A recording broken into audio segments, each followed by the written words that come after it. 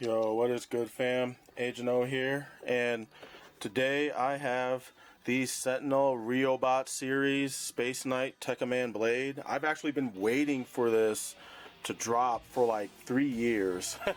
I'm a big fan of the Tekkaman Blade series.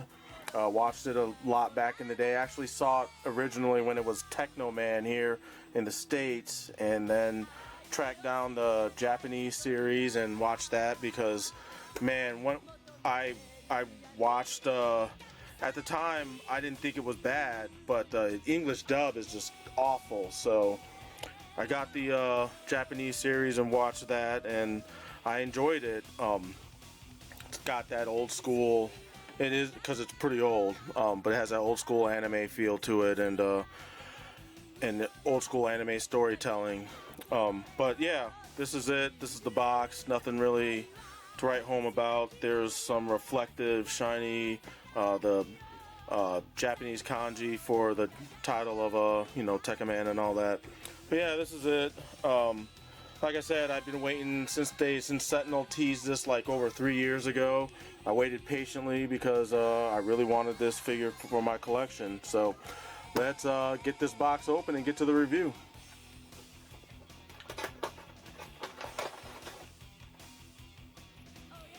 And here we got Blade.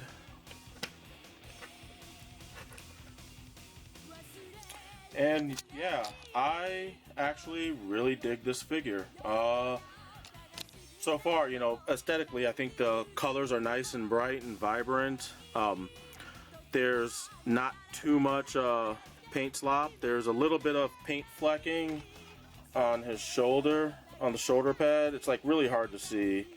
My camera may or may not, I don't think it's picking it up, but yeah, there's some, it's one thing I've noticed with these Sentinel or with these Riobot series figures is sometimes their paint is on point and sometimes it's just a little bit off, but for the most part, I think this is pretty good. I think they do a pretty decent job. One thing I would have liked to have seen a bit more is some more use of translucent plastic, like these green parts here. I feel like could have been, instead of using the green metallic paint, which doesn't look bad, it looks pretty good. I think that would have added to it a bit more if they had used some green translucent plastic. Like if I pop open his Volteka, they actually used translucent plastic in there. So kind of would have been nice to see that on the outside as well. Just where it's necessary. It didn't need to be all over the figure, just where it's needed. But for the most part, this figure it's a little slightly off model from how the character looked in the anime. It's not a bad thing because all the design elements are there. The color scheme is there. All the shaping is there. It's just like, I don't know, they kind of mechanized it a bit more instead of making it look more like a Space Knight, like the show title says. Like his knee pads don't protrude out as much, and the feet are a little different, but I still think this looks really good. And like I said, all the design elements are there.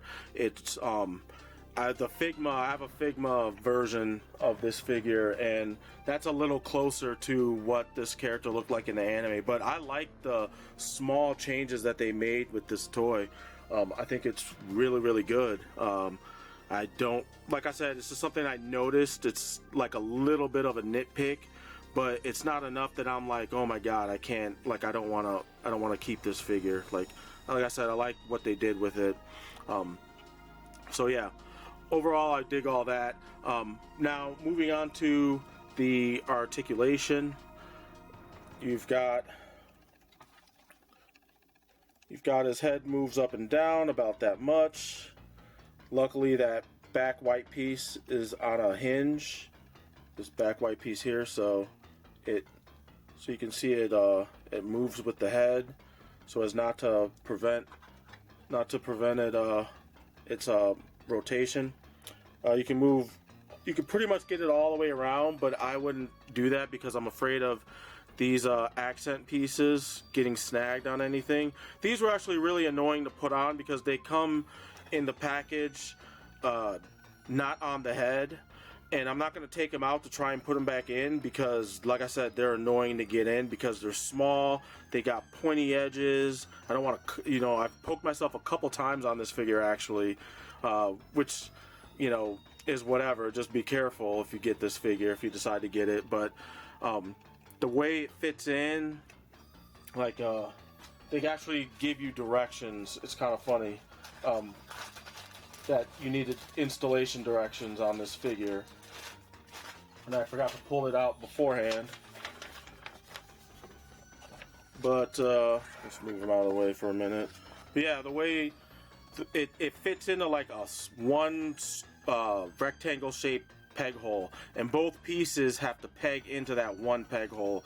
So I had to put in the back ones first, and then put in the ones that are closer to the front of the head second, and then kind of just wedge it in there to force the back piece into place. It was the only way I could do it, and it was kind of annoying because I've got big hands and I'm heavy-handed. So I was afraid the whole time I was gonna break it. I was gonna break the pieces, and I would have been completely devastated. But it all worked out, and I'm happy it did.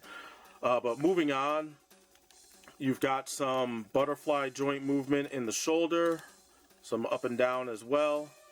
If I lift the arm up, you might not be able to see in there too well because it's so black, but he does have a hinge, and the shoulder pauldron or shoulder pad or whatever is also, you can see how it connects to the bicep, or I'm sorry, the deltoid area. He does, and that also swivels up and down, so it swivels independent of the shoulder articulation. So you got an okay range of motion. I mean, this is going to get in the way. It's unavoidable. So you just kind of got to deal. But you know, he's got that butterfly joint built in to the ball peg swivel. So it does help with the articulation. He does have a bicep swivel. You all know I'm a big fan of the bicep swivel. And he also has rotation at the forearm rotation. You can pull the peg out a little bit to get more hand articulation, but for the most part it's a ball peg, and the hand does rotate all around, and you do get some pivot when you pull that peg out. Now, as for his waist articulation, this figure actually has pretty decent, it's not a diaphragm joint, it's more like a swivel, but I mean, he can go back so far that this piece comes up and it exposes the inner workings of the figure. This piece does come down though. It moves so that it covers up that gappage, and you don't have to go all the way back like this. I mean, his back bends back really far, so I mean, you can pull it back, you know, as far as need be. But yeah, this piece is nice because it swivels up and down, and it can cover up that gappage, like I said. He also can bend. He bends forward. It's okay. That piece kind of gets in the way, but it's whatever. And then he has this piece that kind of comes down. There's still gappage back there, but I mean, you're not going to be looking at this figure from the back all that often, so I'm not too worked up about it. I think other people would be, but I'm fine. Oh, I forgot to mention the elbow bend because it's double jointed elbows. My bad. I forgot all about that. But yeah, decent elbow rotation. As far as at the hips, this is as far as you're going to get his hips to rotate because of the way the hips are sculpted. He does have a bit of rockage. Like I said, it's kind of limited because of the way they sculpted the hips. But as far as the legs, he has thigh swivel.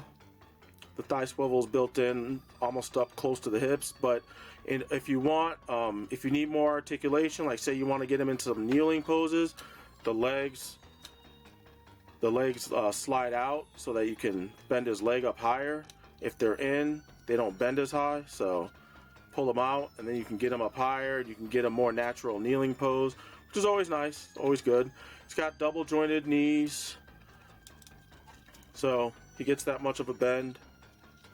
And at first glance, it looks like he doesn't have a whole lot of ankle rockage, but it actually has a little mechanic where you pull down on the foot and you get even more. You get even more articulation there. And you just push it back up, or you don't have to pull it out all the way. You can pull it out partially, just enough to get what you need out of it, and that's fine. And then he's got the toe point, and his feet go back and forth, as you can see. So, it's decent articulation on this guy. It's not figure arts level. Whoops, that back piece popped off, but it's supposed to, for something I'll explain later. Yeah, it's decent. It's decent articulation. Like I said, this isn't going to be a figure you play with anyway. This is more for like pose and display, just because it's not built for rough play. But it's built. I guess that's been the Riobot series in a nutshell. It's supposed to look really, really good on your display case and be posable at the same time. So yeah, all this stuff looks really good. I'm really happy with how all that turned out. I'll move on to the accessories. And he has his gauntlet. This also is a little different from how it looked in the show, but I do like the changes they've made to it.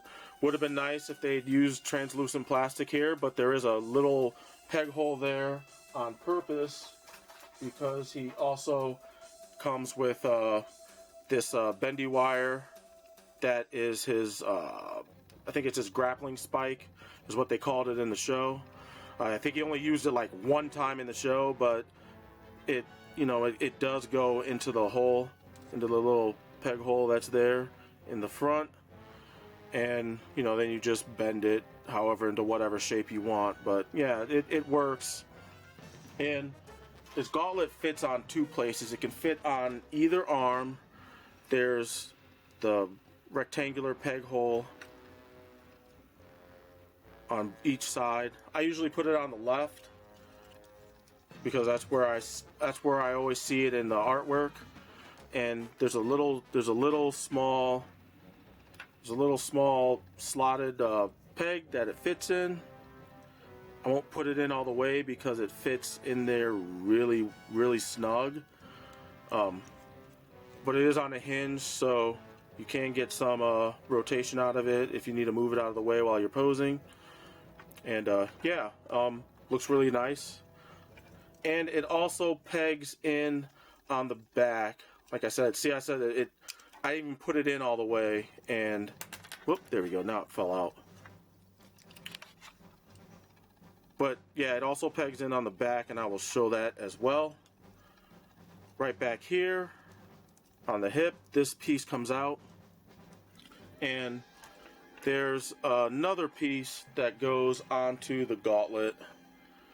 This piece pops in, and then there's a peg hole for this back here.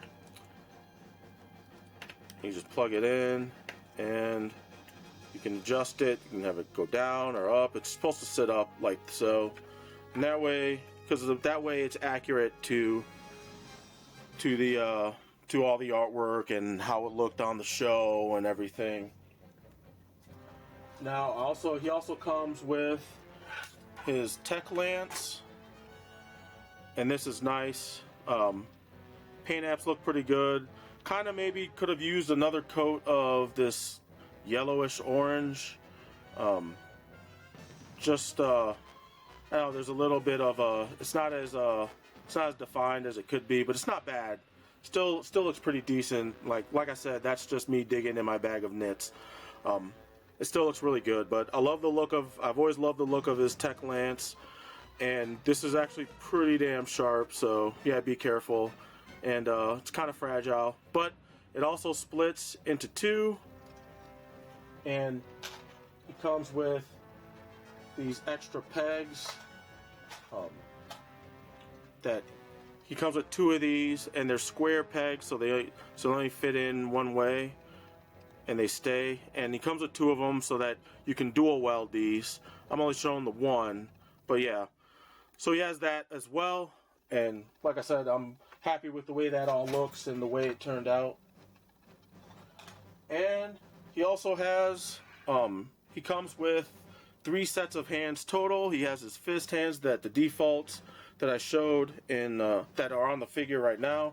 He has the flex posed hands as well, and I do like the sculpting on them. I do like the matte black finish that the matte black that it's molded in.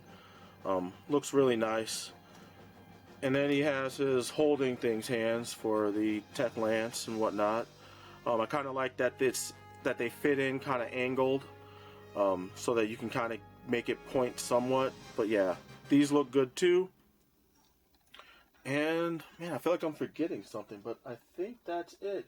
It doesn't come with a whole lot because the figure, on the show, he didn't do a whole lot. Like I said, I showed you his Volteca, and yeah, that this works fine as well, because that was like his big finisher move up until he got like the upgrade. But that would be like it. But to show that, you'd have to have like an entirely new figure, which who knows, maybe they might do that in the future, depending on how well this figure sells. They might do his upgraded suit design. I forgot what it's called offhead, but yeah, overall, I do like this figure. I don't know, man. With the price, I'm not too sure. I don't think these figures are worth the asking price that Sentinel puts on these guys. With the Mospita Stig figure that I bought, I could see why that costed as much as it did. With this, I just don't think so. Like I said, I like stuff. I like the overall look of it. I think it looks great. It functions well. It does everything it's supposed to do. I love how they sculpted the joints, especially in the back of the legs, because they look pretty good and hidden. They blend in really nicely. Plus, I don't know. I guess maybe because I'm cheap. I don't think these figures should cost as much as they do. Even though I think they're done pretty well. I did have a bit of a QC issue. As soon as I took this guy out of the box, this little gray accent piece on his leg came right off. Pulled it out of the box and it popped off. Because as you can see, when you move the leg, it flexes a bit because it pegs in up in the lower part of the calf. So that, but it moves in and out so that to allow for the foot to have enough range of motion. And even when you pull it out, like, it doesn't get in the way when you pull the foot down, but when you put it in, it does that. So I'm guessing they just didn't it just didn't peg in well, and even when I pegged it in, it would still come out. So I just used a little bit of super glue and it's fine, and it's fine and dandy. But I feel like stuff like that shouldn't happen on a figure that costs this much. This is like kind of outside of what I like to spend for action figures. But like I said, it's technically worth it, just because it is a well-executed toy. But I would have rather it been like maybe $50 less. That's just me. But yeah. Anyway, that's gonna pretty much do it. I think this is definitely an upgrade from their detonator orgun figure that they did way back in the day that I never did a review on. I did all the prep work, took pictures, and just never did the review. But yeah, I think this is definitely a move in the right direction for them. And yeah, I'm satisfied despite the little problems I have with the figure. So that's gonna pretty much do it. If you like what you see, please leave a comment in the comment section. Any kind of constructive criticism is welcome. And like and subscribe if you want to stay up on my content. And hit me up on Facebook. I'm Agent Omega Man. I'm also on Instagram as Sir Agent O, I think. Yeah, Sir Agent O. And yeah, that's going to pretty much do it. I'll catch you guys on the next one. I'm Agent O and I'm out. Peace.